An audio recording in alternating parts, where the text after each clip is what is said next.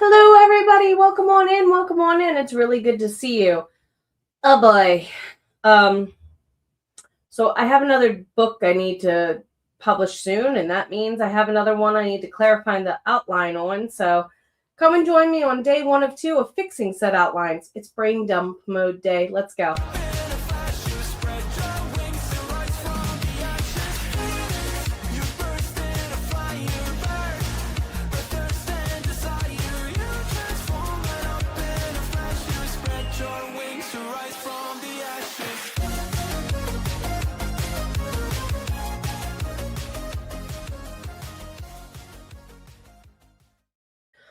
Welcome on in, everybody. It's so good to see you. I hope you're doing an amazingly good weekend so far as part of taking care of you.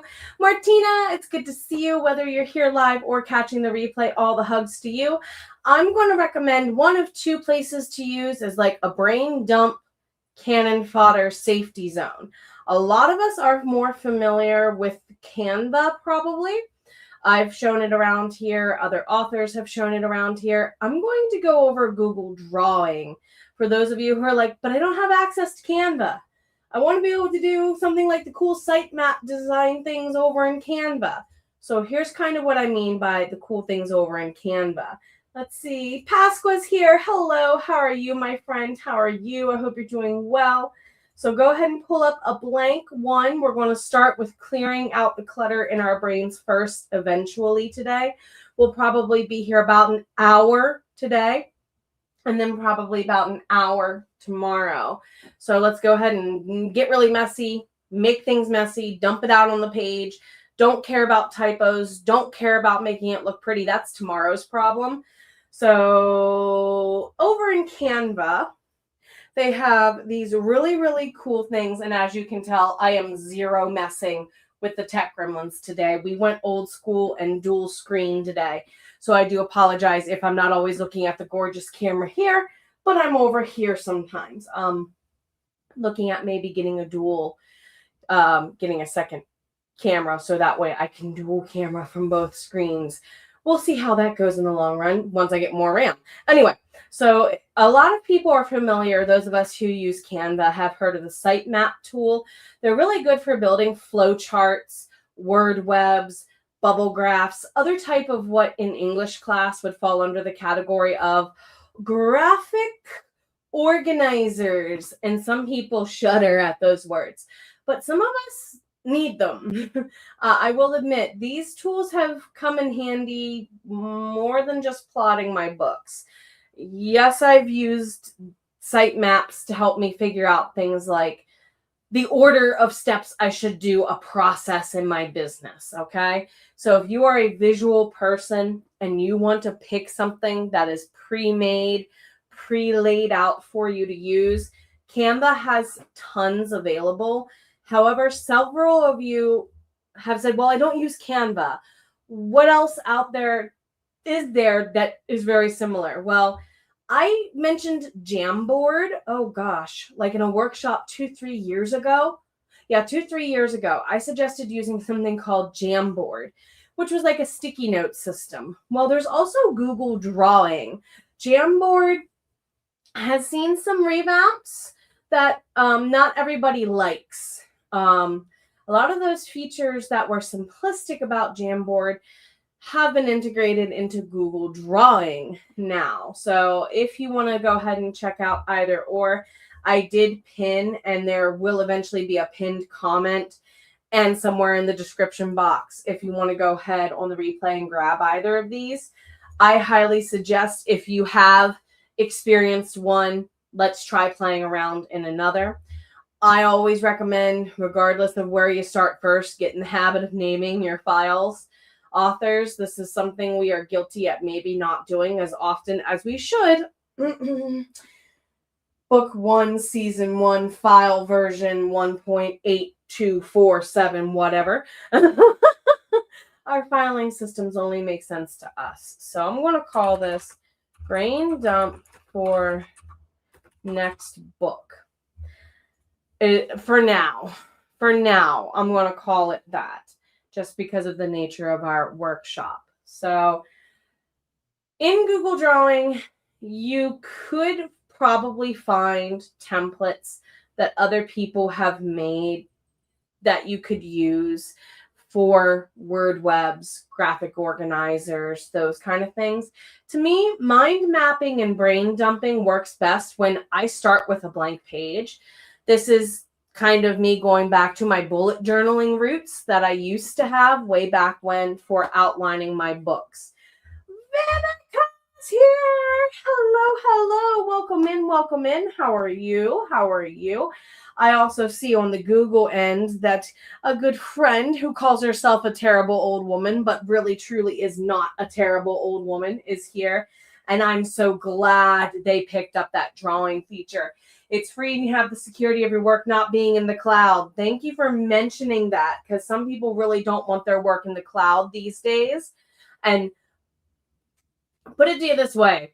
I have someone in my life called Jedi John, who I plan on calling up very soon and being like, so I need a computer that is a locked server that never goes on the internet, because I don't want any of my drafts touching the internet until I take it off that computer, if you know what I mean, to upload somewhere, basically. So I feel this for those of you who LibreOffice is honestly, that's where I got started with a lot of my writing and switched over to Word because my job required it. So, alrighty. I mean, previous teaching jobs required it. So, if you want to join in, feel welcome to do so. If you want to do this by hand on blank paper with a bullet journal, you're also welcome to join in. I like to use this feature because it does have a ton of preset shapes. If you're thinking like old school Microsoft clip art basic shapes, yes, you have squares, oblongs, parallelograms, you have all your different sided die for polyhedral sakes going on here, hearts, smiley faces, different types of arrows. And these are really nice because if you make them big enough, you can actually write in the arrows, or you can just make them super narrow and they don't have to be. I like that they give this option here too. Miranda, hello, good to see you. Welcome in, welcome in. And of course, they have call outs like comic book call outs. One thing that former students of mine would do is if they had multiple POVs, they would assign a call out to a character and then color code them, which also is a super nice feature, kind of like in Canva, where you can not only make the background a different color, but you can also, if you wanted to change the text color as well, or the outline color, all that's customizable. And it's included with a Gmail address for free, no additional charge to you. I also like here, and this is true with the Canva sitemap, you could always use something like the snipping tool that Windows offers to take a specific screen capture and say it's all done and nice and where you wanted. Oh, look, table marketing material. Oh, look, flyers to hand out at events. Very simple, something part of your writing process that you could easily turn into something that is a talking point as a vendor. You could turn it into a social media post, a newsletter. So that was the other benefit of doing something like a brain dump in either something like Google Drawing or Canva as well. So part of what I had hoped to do today is actually go through a full book, my 12th book, because I'm almost done my book 11. 11th book I'm going to publish, not chronologically in the order of what readers will follow. Most of you probably do that too as a serial writer, now that I think about it. So I figured, why not go ahead and actually work with you, co-work alongside, brainstorm together, answer questions, brain dump out everything today. And yes, I would venture to say solid mindset would be take a sprint per character if you have multiple POVs, even to make sure you get all your notes out. Does it have to be a 30-minute sprint? No, it can be 15 minutes. It can be 20 minute speed dating, since I did those journal questions so long ago of getting to know your characters. But ultimately, let's walk through one character together to get us started. So I'm probably doing book 3 of Vitae Elangica as my 12th published book, even though it has the least amount written for it, because I totally ripped the outline to that apart and shoved it into 3 different books. So there's nothing in that book no more. I kind of am starting over now. So I know for a fact there are 2 POVs in that book. There's Craig, and we're going to let him have the really bright, audacious color because he's quite audacious. He also goes by another name in game, Adam. So I'll put that there because I sometimes refer to him as both. And the other one is Tegan. I don't remember what her in-game name is now that I think about it. This is a problem I have with this character because I don't think I gave her one in book 1. And therefore I haven't used it in book 2. Okay, Tegan, what color do you want? She's a girly girl. So let's... Oh, that hurts my eyes. That's better. That yellow hurts my eyes a little too. That's better. Okay. So I would literally start here on 2 different sides. I want to add on a shape for him. Maybe I can just copy paste. Yes. Control C, Control V also work great here if you want to reuse the same shape. Just take your mouse, select and highlight over what you want. Control C for copy, Control V. Yay, victory, you pasted as you need there too. So I would answer the questions of their motives,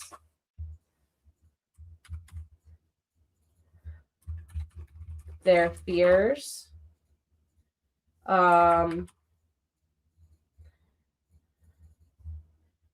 unfinished plot points from previous books or parallel books. Hint, hint to my fantasy writers who have the metaverse writings, because this is some of you too. And you see how I'm pre-laying some questions I could go into to kind of focus my brain dump brainstorming on. Now, yeah, I could totally go over here and grab any shape I want. I'm going to go circle. And maybe I want to do the whole word web thing off of each of these questions. Maybe. That looks a little better. A little bit better. And then you can just, once you make a set of them, select over to highlight, Control C to copy, Control V. Yay, victory. The correct one posted that time. And just add in your answers as you need off of each one. Is it going to get messy and all over the place? I haven't even started answering questions, and you see that.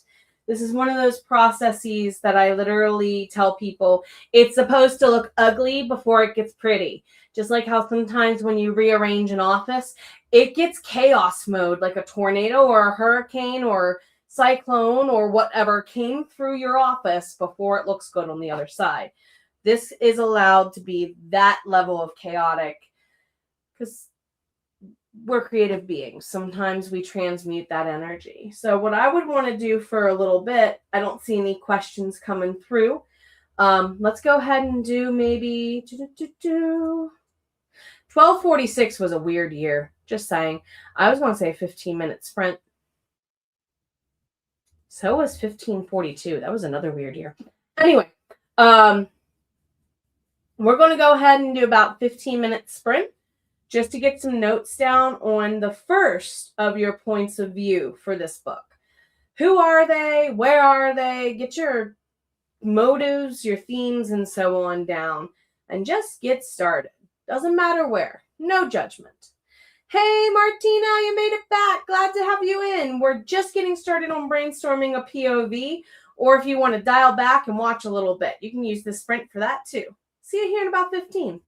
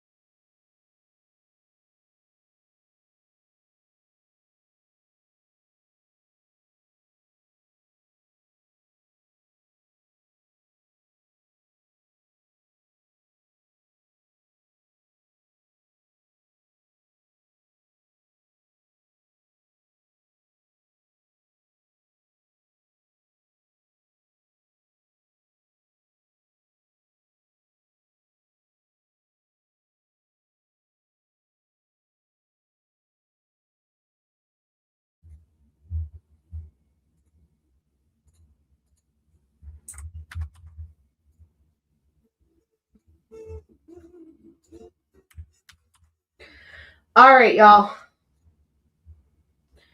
Wrap up that character. Whoops. Wrap up that character. I need, I want a second one of the whole thing, dang it. Anyhow, what I normally do, like I said earlier, for those of you who just joined in, welcome in. Good to see you. I know Miranda joined in and Martina made it back. Glad you were able to join in and listen through. So, also, side note, I forgot to share this. If you are on a Windows machine, holding down Control and then moving your little scrolly scroll here on your mouse does usually work in most programs to make it go in and out. So for this, don't be afraid to make your text really tiny because you can always zoom into it later. For those of you who remember a program called Prezi way back in the day, it kind of gives it that microcosm, zoom in, zoom out kind of feel. What I like to do is, as I mentioned earlier, spend a little bit of time with this entire character for about 15 to 20 minutes, maybe half an hour if I'm really into. So poor Tegan over here doesn't have any notes. So I got to go back in and answer the same couple of questions. If I have any other characters, yes, there's a third sprint where we're going to ask a couple other questions that look for common solutions we might not be seeing. And we're also going to ask the enemy what's really going on. The real true best friends and siblings, what's some solutions that we don't see. Because if you're anything like me, you have secondary characters who are like, haha, they're lying to you. Here's what's really going on, and they don't want to admit it. Yes, I have Golden Girl level friends in my books, apparently, for my characters. But we're also going to go ahead and see if we need to sit down and pre-draw any cards. Because tomorrow we're actually going to do the full outline of what I suggested for the Mythicon class with today's brain dump notes going into our prior to chapter 1. So it would only be fair if we drew a couple cards as part of that prior to chapter 1. And I'll show you tomorrow how in that block you can just say, see this link for more info. Oh, look, it's the link to today's activity. Okay. On that note, let's go ahead and, oh, hi, Sarah. Good to see you. I hope you're doing well. I hope you're doing great. Let's go ahead and do our other characters or just add any other notes that you might want to go ahead and add about these questions on screen, or maybe you want to start pulling cards for your character. One card per character. Maybe this is their life card even, where they're starting, things of that nature. So let's go ahead and do another 15:14 came up again. Anyway, another 15 minutes.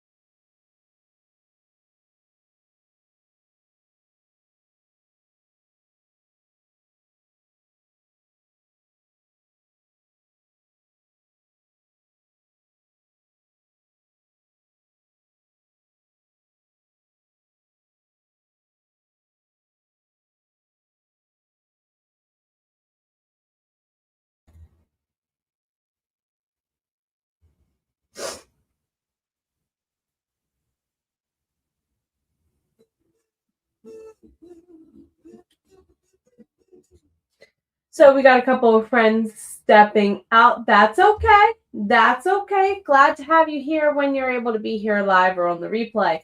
Hey, replay, how is? Check in on the comments. Let's see how you're doing.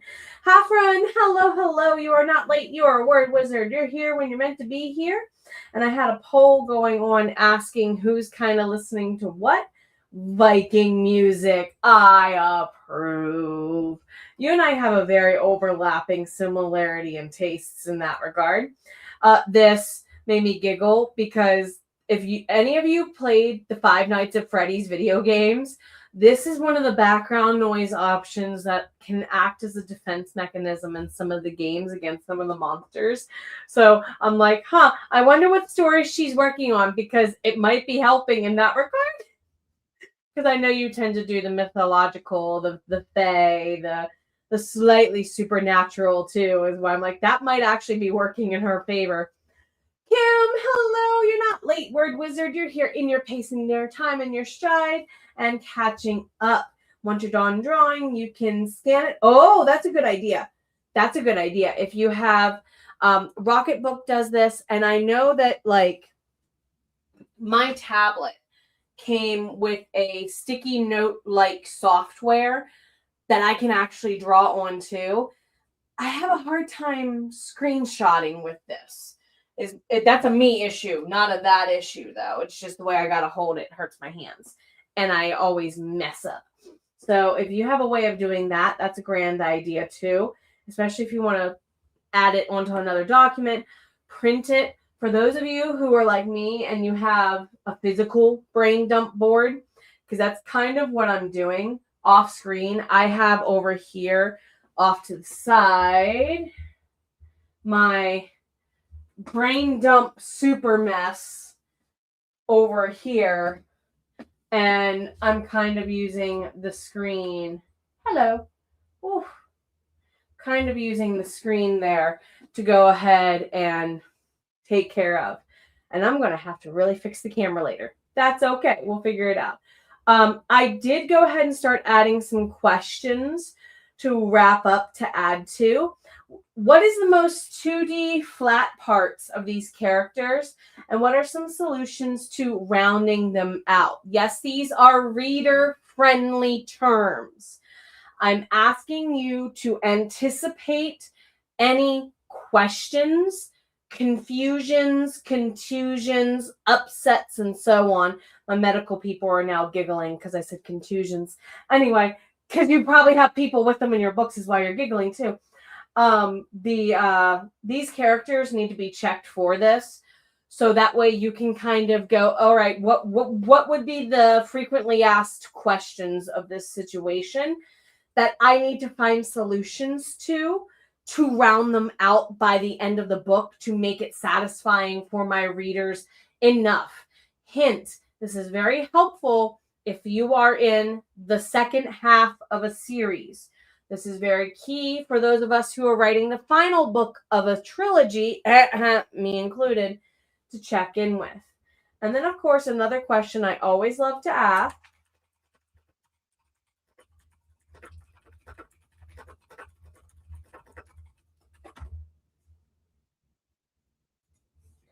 What is the villain saying are the truths no one wants to admit?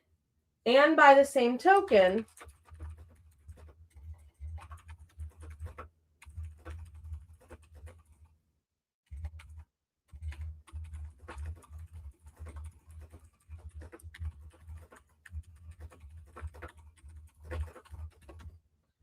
and forgive any typos. I did not check these for spelling.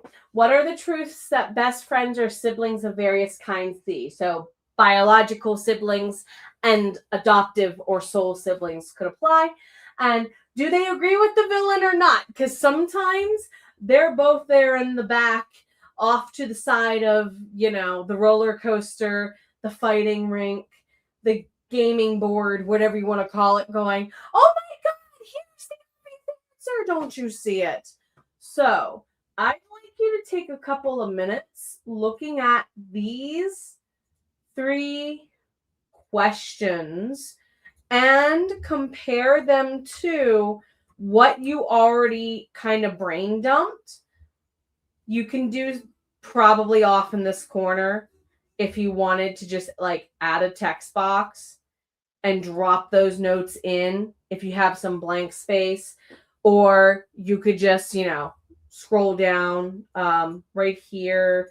And if you see this little draggy drag on Google Drawing, you can make your space a little bigger. That's what these 3 lines down here in the corner mean. So if you need to give yourself more blank space, don't hesitate to do so. We are going to do a final wrap up of about 15 minutes. If you need to step out, please feel welcome to do so. At the same time, this is a call for final questions, everybody. If you have any final questions or comments, now's the time. Let's jam for a little bit and wrap up.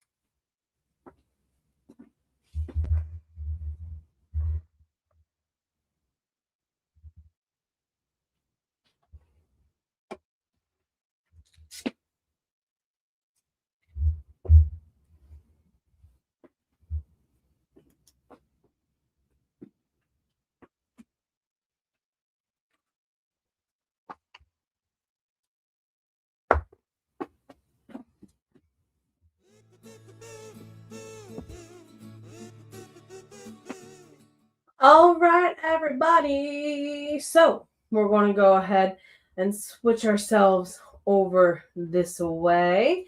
Thank you so much for spending some time with me today. I do apologize that we ran slightly longer than I had planned. We got a little chatty. That was okay too. I'm glad to have you all here. Hey, replay, feel welcome to check in that comment box as you see fit. I did add in a bonus question. If you want to go ahead and pause and grab it right quick. What is one card you could draw per character? Pick any deck you would like and make some notes about what the card is, what the card says, and specifically, what does this card say about this character on the start of their journey? Hint that might help with tomorrow's part 2. And also what would also help for tomorrow's part 2, homework reflection journal. If you were to say the universal truths or messages of themes from readers that they would gain from this book, this could even be something that might be said from a marketing angle. What would that theme or message or universal binding truth be? Almost every book has them, whether we writers intended or not. Again, let's anticipate some reader questions here. Maybe it'll give us some insights into these characters and what they may or may not be allowed to do with their motives, their fears, and so on long term. Because tomorrow, we're going to throw the deck at them, or decks. I'm going to pick 2, 1 per character, and we're going to multi-deck tomorrow. So see you around the same time, same place. Above all, take care of yourself. You've always been worth it. Now more than ever. Bye, y'all. See you tomorrow.